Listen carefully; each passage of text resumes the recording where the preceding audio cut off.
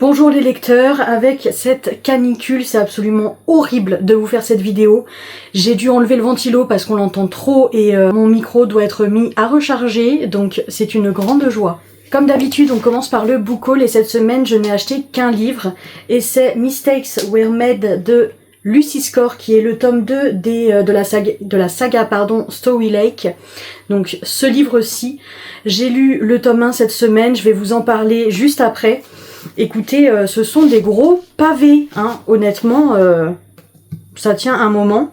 Il fait plus de 700 pages pour 18,50 €, donc ça vaut carrément le coup, j'ai envie de vous dire. On est sur des petites romances small town, comme je les aime, donc bien sûr que j'ai pris le tome 2.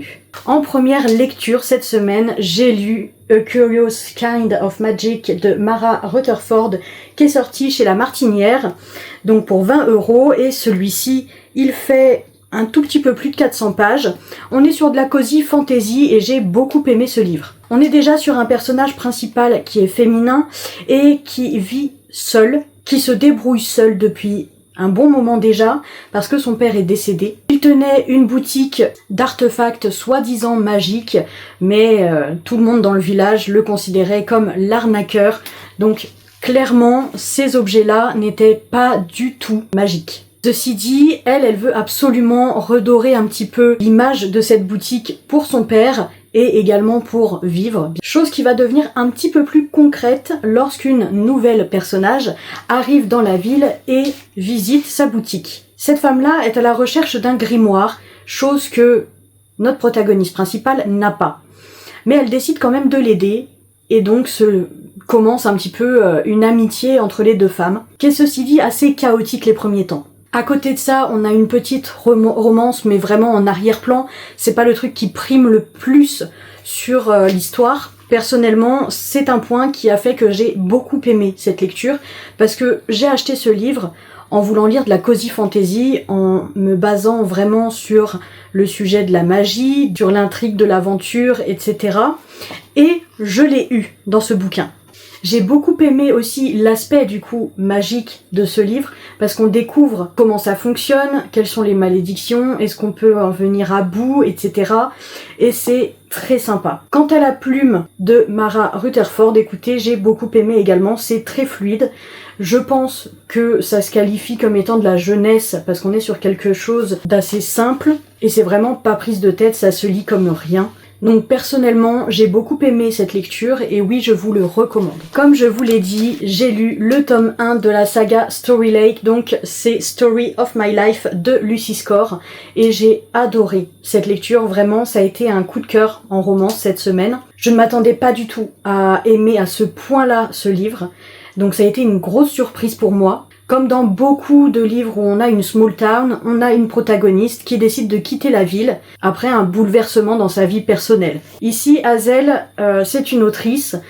Elle vit dans une grande ville, mais le problème c'est qu'elle sort d'un divorce, elle est autrice de romance et que du coup, elle a un petit peu l'impression que ce qu'on décrit dans les livres n'est vraiment que de la fiction et n'arrivera pas dans la réalité. Sur un coup de tête, elle décide de tout quitter, de partir vivre dans une toute petite ville et bien évidemment, elle se fait avoir parce que elle achète une maison à bas prix, mais en fait, tout est à rénover. Elle entame ce processus du coup avec l'entreprise de la région, de la ville, qui se compose de 3 frères et il y en a un en particulier avec qui ça matche pas mal. C'est un Grumpy Sunshine, donc bien évidemment que c'est assez mouvementé, qu'on a des joutes verbales, et ça c'est quelque chose qu'on adore. Son but ici, c'est de retrouver l'inspiration pour pouvoir écrire à nouveau, et bien sûr continuer professionnellement à sortir des bouquins. C'est le premier livre de Lucy Score que je lis, je vous avoue que j'ai été très surprise à tous les points, à tous les niveaux,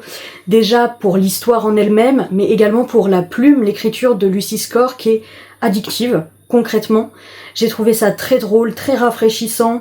C'est un parpaing qui fait 700 pages, mais honnêtement, on voit pas le temps passer. On n'a pas envie de s'arrêter de lire en fait. On veut connaître la suite, on veut connaître la fin, et une fois qu'on a lu le livre, on se retrouve un peu désemparé, genre j'aurais bien aimé que ça continue. C'est pourquoi j'ai acheté le tome 2 assez rapidement après cette lecture. J'ai enchaîné avec un autre livre qui figurait dans ma pile à lire. D'ailleurs, un truc de fou malade, j'avance super bien dans ma pile à lire du mois. Il en reste 2 quoi. Donc celui-ci, c'est un premier tome de Cozy Mystery de Miranda James, le chat du bibliothécaire. Le tome 1 du coup qui s'appelle Succès mortel. Ce livre-ci, je l'ai eu offert. Ça faisait très longtemps qu'il était dans ma bibliothèque et je me suis dit il est temps peut-être de le sortir, Juliette. Et j'ai bien fait parce que franchement c'était très sympa. On est sur un personnage masculin qui a un chat et ce chat a quand même des prédispositions assez exceptionnelles. Il est d'une tendresse absolue. On a l'impression qu'il comprend vraiment ce que son maître lui dit, ce que les autres lui disent. Donc c'était très sympa à ce niveau-là. On a bien évidemment un crime qui se doit d'être résolu. Et ce mec-là, dans son avancée, donc ses rencontres avec les personnages, etc., m'a quand même paru sacrément sympa. Et je vais continuer la saga. En tout cas, je vais lire le tome 2. Je pense que pour un tome 1, on mettait vraiment en place le décor, les personnages, l'ambiance un peu qui règne dans cette ville et les liens qu'ont les personnages entre eux. Donc c'était un bon livre, je ne dirais pas que c'était exceptionnel, loin de là, mais c'était sympa et je m'attends un petit peu mieux du coup pour le tome 2, étant donné que ça y est, on a compris qui était qui, où on était, etc. J'ai également lu Tous nos lendemains de Lily Blabla. Ça a été une sacrée claque. J'ai vu que beaucoup de personnes pleuraient lors de cette lecture et je me suis dit c'est de la new romance. New romance égale fin heureuse. Donc, pourquoi pleurer? Eh ben écoutez, je me pose la question de pourquoi ce livre est classé en new romance. Honnêtement. Parce que new romance, pour moi, c'est égal à happy end. Est-ce que c'est moi qui me fourvoie? Est-ce que c'est moi qui ai tort? Je ne sais pas. En tout cas, pour moi, on n'est pas sur une happy end. Et je comprends toutes les larmes qui ont été versées sur ce bouquin. J'ai pleuré, vraiment à chaudes larmes, parce que j'avais toujours un peu espoir. Vous voyez, tout au long du livre, j'avais cet espoir qui se maintenait, et vraiment quand on arrive à la fin, ça nous déchire le cœur. En tout cas, personnellement, ça m'a déchiré le cœur, et j'étais dégoûtée que ça se finisse comme ça, quoi. Parce que, purée, ces personnages méritaient tellement mieux. Et d'un autre côté, ça reste quand même assez réaliste en soi, on ne peut pas tous avoir une fin heureuse en soi, et vivre pendant des années aux côtés de son conjoint, de sa conjointe. Donc c'est réaliste de ce côté-là, mais ça manquait un petit peu de réalisme justement, dans le sens où la protagoniste, elle est pas riche, elle est pas pauvre, voilà, elle a un petit boulot, machin, elle veut ouvrir son café-librairie, bon, une vie simple on va dire, mais de l'autre côté, on a l'homme qui lui vient d'une famille qui est plein aux as, donc qui habite une maison absolument immense, qui n'a aucun problème d'argent, hein, évidemment. Et ce truc-là revient quand même assez souvent, je trouve, dans les romances. C'est pas forcément quelque chose qui, moi, m'attire, étant donné que ce n'est pas le milieu dans lequel j'ai grandi ou j'ai évolué. Je préfère quand on est sur quelque chose de mesuré, parce que ça me parle davantage. Après, ça ne m'a pas non plus dérangée. Ce livre m'a quand même fait passer par tout un tas d'émotions et l'écriture était terriblement belle et juste. Donc honnêtement c'est un grand oui et lisez-le quoi. Si vous avez envie de chialer en tout cas foncez. Et en dernière lecture de la semaine, j'ai lu La maison des pancakes aux fraises de Laurie Gilmore qui est le tome 4 de la saga des Dream Harbor. J'adore cette saga comme vous le savez, il fallait vraiment que je le sorte parce que bon le printemps est fini, sous canicule c'était difficile de s'imaginer un peu la pluie, la petite veste le soir sur les épaules, voilà. Là, on est clairement à tous vouloir se balader à poil chez nous, donc c'était très compliqué.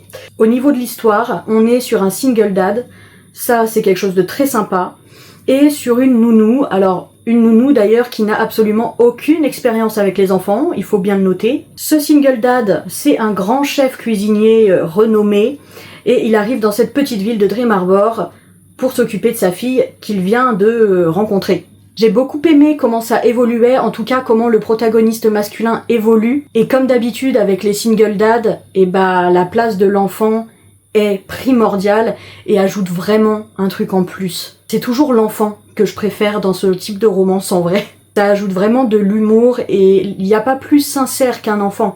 Donc concrètement dans une romance, il y a souvent un manque de communication qui est flagrant, et avec la place de l'enfant, ce manque de communication, bah il en prend un petit peu un coup, et moi c'est ce que j'apprécie particulièrement dans ce type de bouquin. J'ai bien aimé aussi la dynamique un petit peu de la protagoniste féminine qui, elle, a beaucoup de mal avec l'engagement, qui n'a pas envie de s'engager très concrètement, parce qu'elle s'en pense incapable, elle est persuadée qu'elle se lassera de la personne, parce que sa mère est comme ça, donc qu'elle reproduira obligatoirement ce même schéma. Et j'ai beaucoup aimé parce que du coup, l'évolution du personnage nous dit que non, ce n'est pas parce que ta mère fait ceci que toi tu le seras également. Et qu'on détient tous un petit peu la possibilité de changer tel ou tel aspect de notre personnalité. Et comme d'habitude, la plume de Laurie Gilmore, c'est un bonbon, on est sur de la cosy romance, donc il n'y a pas grand chose qui se passe, on est d'accord, mais pour autant, j'ai trouvé ça très doux, ça faisait du bien, après tous nos lendemains, je vous avoue que j'en avais vraiment besoin. Donc au niveau des genres, je trouve que ça va, c'était vraiment pas mal, parce que j'ai lu 3 romances, mais en fait, entre chaque romance, j'ai lu un genre différent. Donc cosy fantasy, cosy mystery. Donc ça alternait un petit peu le truc, c'était plutôt cool. Surtout que ma pile à lire de juillet, clairement, on avait beaucoup de romances. Et je pense que de toutes les enchaîner à la suite, ça m'aurait saoulé. Parce que certes, j'adore la romance, mais pas que. Et lire que de ça, non, très peu pour moi. J'aime bien changer de genre aussi, voir d'autres choses, et pas me cantonner à un seul genre précis. Au niveau des sorties de la semaine, écoutez, il y en a pas que je vais acheter personnellement. Il y en a juste une dont je voulais vous parler qui m'a fait rire. C'est Love, Space and Pure de Laura Cominoto. C'est une romance alien. Je n'en ai jamais lu. Je ne pense pas que je le lirai, mais concrètement, quand j'ai vu le speech, ça m'a beaucoup fait rire. Et je me dis, ça doit être assez drôle quand même comme bouquin. Donc au cas où, si ça vous intéresse, il sera à 18,90€ pour 330 pages. Donc oui, le prix est assez cher pour le nombre de pages. Et écoutez, si vous l'avez lu, si vous le lisez, dites-moi ce que vous en pensez, je suis très curieuse. Parce que je vous avoue que ce truc de romance alien, ça m'intrigue. Vraiment, je sais pas, ça me fait rire en fait. Je me dis à quel moment on peut être attiré par ce type de couple. Vous voyez, enfin c'est très bizarre je trouve, mais bon. Je suis ouverte à la discussion, je pense que j'en lirai probablement pour me faire mon propre avis, pour savoir vraiment ce qui peut attirer, etc. Mais étant donné que je n'en ai encore jamais lu, je ne sais pas et ça me semble complètement loufoque. Donc bon, qui vivra verra. En attendant, c'est tout pour cette semaine. Je vous fais des bisous et à tout bientôt.